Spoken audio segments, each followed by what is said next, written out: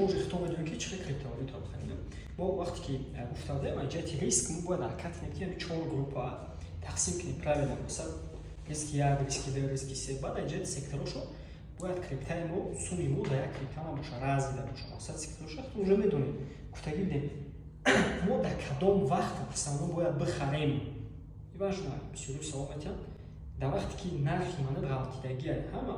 سر خیلی میدونه این سر ما اصلا در من تو میخرم شو بسیاری نمیشه که میگن وقتی من تا میپرم بعد میخرم وقتی میگم شما که بخر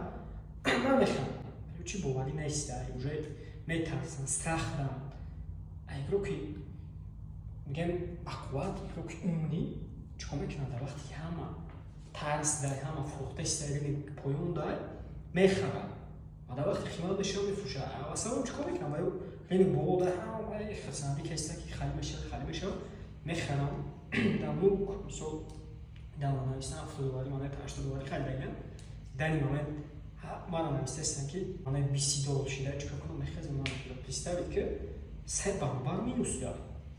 یعنی خدا любой время حرکت کنه که در وقتی من راحتی در اون وقت بخریم من در کرکس بخریم حرکت کنیم من تی بخواد فوندامنتالی و میگه در وقت کرکسش